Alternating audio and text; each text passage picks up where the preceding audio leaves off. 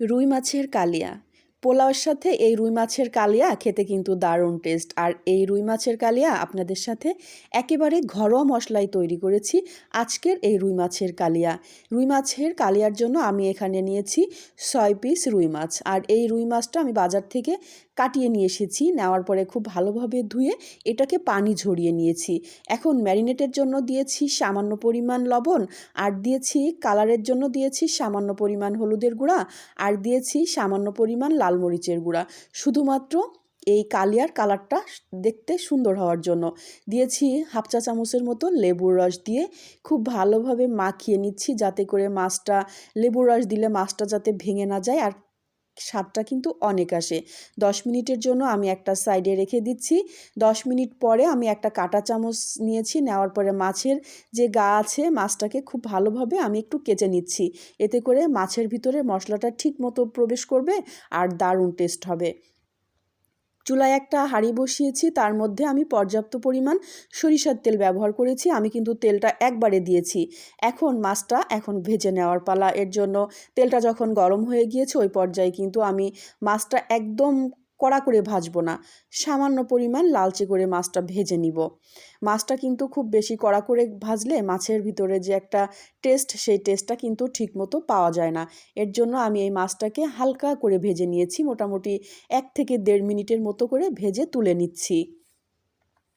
অবশ্যই কিন্তু এই মাছটাকে হালকা করে ভেজে নেওয়ার চেষ্টা করবেন।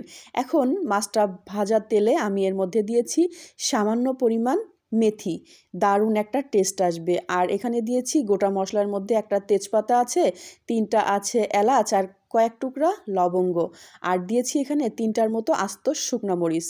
এই যখন গোটা মশলা থেকে ফোড়নটা আসবে ওই পর্যায়ে কিন্তু আমি এর মধ্যে দিয়েছি 1 কাপ পেঁয়াজ বাটা। এখানে কিন্তু আমি পেঁয়াজ কুচিটা ব্যবহার করিনি, জাস্ট এখানে আমি পেঁয়াজ বাটাটা ব্যবহার করেছি। এখন চুলার আঁচটা মিডিয়াম করে রেখে এই সমস্ত মশলাগুলোকে আমি একটা একটা করে ব্যবহার করব। দিয়েছি হাফ চা চামচ আদা বাটা, দিয়েছি 1 চা চামচের মতো রসুন বাটা। এই 3টা মশলা কিন্তু খুব ভালোভাবে কষিয়ে নিতে হবে।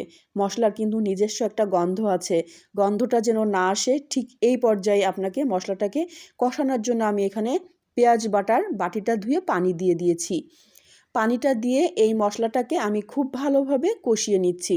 মশলা থেকে যখন একটা তেল উঠে আসবে ওই পর্যায়ে কিন্তু আমি এর মধ্যে দিয়ে দিচ্ছি গুঁড়া মশলা।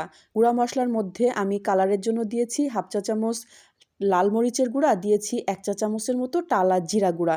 এই মশলাগুলোকে দিয়ে কিন্তু আপনাকে আবারও আমি মশলাটাকে খুব ভালোভাবে কষিয়ে নিয়েছি। প্রত্যেকটা মশলা কিন্তু আমি একটা একটা করে মশলা দিচ্ছি আর একটা একটা করে মশলা কষিয়ে নিচ্ছি। দিয়ে দিচ্ছি স্বাদমতো লবণ। স্বাদমতো লবণটা দিয়েও কিন্তু আমি এই মশলাটাকে খুব ভালোভাবে কষিয়ে নিচ্ছি। উপরে যখন আস্তে আস্তে তেল উঠে আসবে ওই পর্যায়ে কিন্তু আমি এর মধ্যে দিয়ে দিচ্ছি 1.5 টেবিল চামচের মতো কাঠবাদাম বাটা, দিয়েছি 1 টেবিল চামচের মতো কিশমিশ বাটা। আপনাকে কিন্তু এই বাদামটা ব্যবহার করতেই হবে।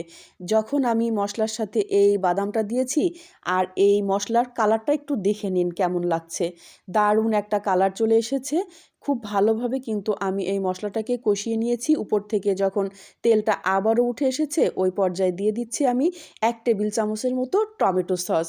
চেষ্টা করবেন কাঠবাদাম বাটা, কিশমিশ বাটা, টমেটো সস একটু দেওয়ার চেষ্টা করবেন, তাতে গ্রেভিটাও অনেক দেখতে ভালো লাগবে আর টেস্টের পরিমাণটা আরেকটু বেড়ে যাবে।